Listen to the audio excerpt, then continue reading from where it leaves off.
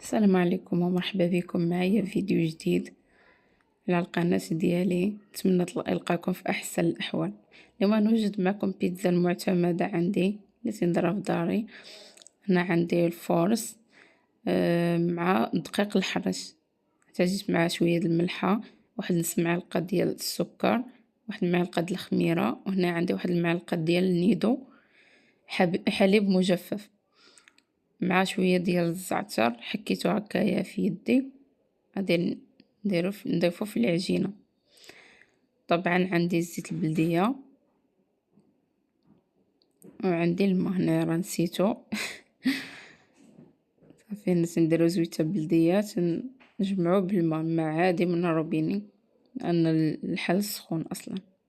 صافي تنخليو العجينه فحال هكا، تنخليوها جاريه، نخليوها جاريه شويه، نخليوها تتخمر شويه ضعف الحجم ديالها، ونرجعو نعجنوها ونخليوها عاود تعاود تختمر.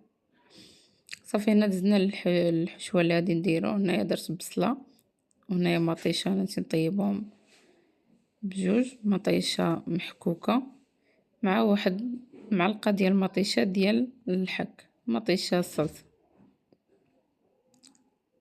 فينا تنضيفو زويته. هنا بصله ديجا درت لها الزيت قبل. صافي تنضيفو مليحه، البصله تنكتفيو غير بالملحه، والمطيشه ديالنا تنزيدو لها شويه ديال التحميره اولا البابريكا، ونزيدو ليها شويه ديال الحار حيت انا تتعجبني حاره والدار كاملين تتعجبهم حاره، ونزيدو واحد شويه ديال الابزار، ونحك عليها شويه ديال الزعتر. كتجي لاصوص بنين. صافي تنحركوها فحال هكا حتى تطيب. فمن بعد ما تيطيبو تنحيدهم. انا عندي ديك الفليفله تندوزها بزويته فحال هكايا، هي شويه هي تتهبط ليا واحد شويه تنحيدها. هنا وجدت شويه ديال الصدر ديال الدجاج مقطع، ضفت لهم مليحه وشويه ديال الابزار. صافي اكتفيتي بهاد المكونات هادو وشحرتهم مزيان حتى طابلي.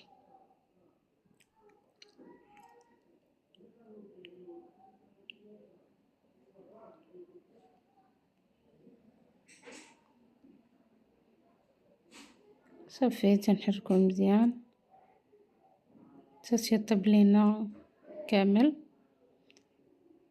هنايا ديك لاباط ديالي صافي سرحتها، طيبتها واحد نص طيبه صافي كما تشوفوا في الفيديو.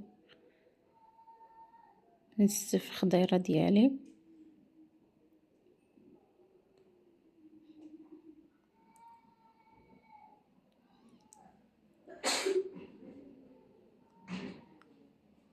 في هنايا بعد ما استفت الخضيره ديالي انا تنستعمل الموتزاريلا، ما تنستعملش فرماج حمر.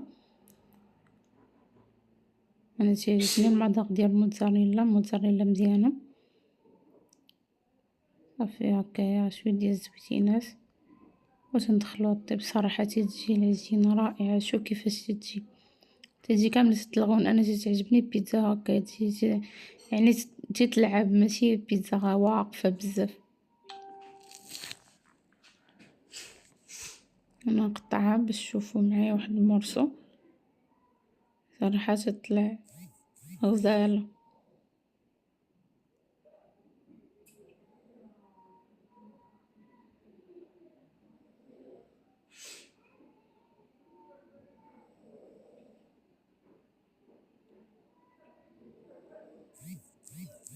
وما تنسوش البنات اللي ما دايرش لي ابوني دخل دير لي ابوني ودير لي جيم اللي عجبها الفيديو.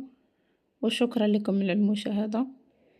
وها كيفاش تجي بيتزا ديالنا، تجي رائعه غزال، خصوصا العجينه لاباط تجي تطلع واعر.